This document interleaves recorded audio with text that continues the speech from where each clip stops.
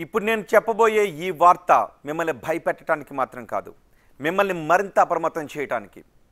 కొన్ని హత్యలు మనలో భయాన్ని పుట్టిస్తాయి. కొన్ని ఘటనలు మనం ఎంత జాగ్రత్తగా ఉండాలో తెలిసేలా చేస్తాయి. కూకట్పల్లిలో రేణు అగర్వాల్ హత్య రెండో కోవలోకి వస్తుంది.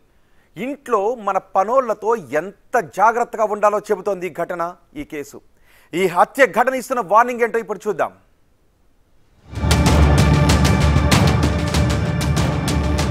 కూకట్పల్లి రేణుకా అగర్వాల్ మర్డర్ కేసు నగరంలో కలకలం రేపింది. ఇంట్లో వంట మనిషిగా పనిచేస్తున్న యువకుడు మరొకరు కలిసి ఆమెని చేతులు కాళ్ళని తాళ్లతో కట్టేసి చిత్రహింసలు పెట్టారు. తలపై కుక్కర్తో కొట్టి హత్య చేశారు. భారీ మొత్తంలో నగదు, బంగారం దోచుకెళ్లారు.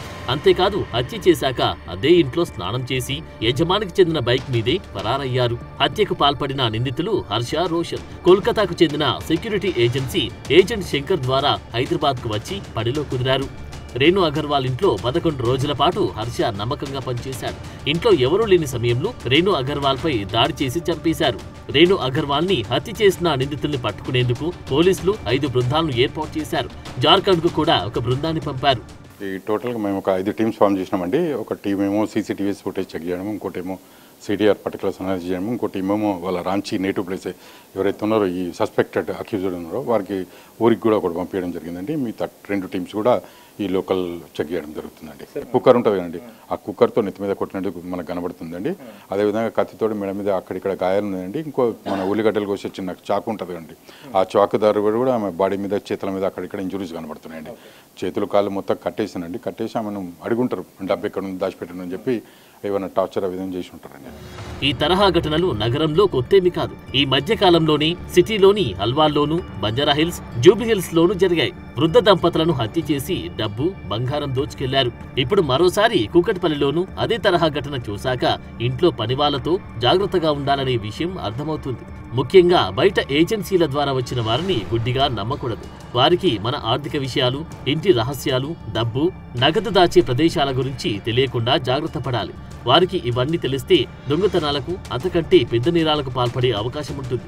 సాధారణంగా ఇంట్లో పనిచేసే వాళ్ళ విషయంలో చాలా మంది యజమానులు అజాగ్రత్తగా ఉంటారు. ఇదే నేరస్తులకు అవకాశం ఇస్తుంది. రేణు అగర్వాల్ కేసులో జరిగింది కూడా ఇదే. పనివాళ్లలో ఏమాత్రం అనుమానాస్పద ప్రవర్తన కనిపించినా వెంటనే అప్రమత్తం కావాలి. సెక్యూరిటీ ఏజెన్సీలు పంపిన వారి బ్యాక్గ్రౌండ్ ని, గత రికార్డులను, వారి కుటుంబ వివరాలను ఖచ్చితంగా తెలుసుకోవాలి. ఇది వారి నేర చరిత్రను తెలుసుకునేందుకు సహాయపడుతుంది. ముఖ్యంగా పని వాళ్ళని నియమించుకునే ముందు వారి వివరాలను దగ్గరలోని పోలీస్ స్టేషన్లో నమోదు చేయించడం చాలా ముఖ్యం. దీనివల్ల వారు ఏదైనా నేరానికి పాల్పడితే గుర్తించడం సులభమవుతుంది. ఏజెన్సీల ద్వారా పని వాళ్ళను నియమించుకుంటే ఈ ఏజెన్సీ ఎంత విశ్వసనీయమైందో తెలుసుకోవాలి. వారు నిజంగానే బ్యాక్గ్రౌండ్ చెక్ చేస్తున్నారా లేదా అని నిర్ధారించుకోవాలి. పనివాళ్లు తమ స్నేహితులను, బంధువులను తమతో పాటు తెచ్చుకునేందుకు అనుమతించకూడదు. అవసరమైతే వారి వివరాలను కూడా తెలుసుకోవాలి. ఇంట్లోని ముఖ్యమైన ప్రాంతాల్లో సీసీ కెమెరాలు ఏర్పాటు చేయడం వల్ల వారి కదలికల్ని గమనించొచ్చు. నగలు, డబ్బు, ముఖ్యమైన పత్రాలు, విలువైన వస్తువులు సురక్షితమైన ప్రదేశంలో ఉంచాలి. వాటి గురించి పనివాళ్లకు తెలియకుండా జాగ్రత్త పడాలి. ముఖ్యంగా బ్యాక్గ్రౌండ్ చెక్ చేయకుండా పనివాళ్లను నియమించుకోవడం చాలా రిస్క్ తో కూడిన వ్యవహారం. ఇది వారి గతం, ప్రవర్తన, ఉద్దేశాలు మనకు తెలియకపోతే ఎప్పుడు ఎలాంటి ప్రమాదం ముంచుకొస్తుందో ఊహించలేం. కూకట్పల్లి రేణు అగర్వాల్ కేసులో జరిగింది ఇదే. నిందితులు నమ్మకంగా ఉంటూనే హత్యకు పాల్పడ్డారు. ముందే వారి బ్యాక్గ్రౌండ్ చెక్ చేసి ఉంటే పరిస్థితి మరోలా ఉండేది. ఈ దుర్ఘటన యజమానులందరికీ ఓ స్ట్రాంగ్ వార్నింగ్ పంపింది. ఇంట్లో పనివాళ్ల విషయంలో ఎంత జాగ్రత్తగా ఉండాలి అనే విషయాన్ని అందరికీ అర్థమయ్యేలా చేసింది.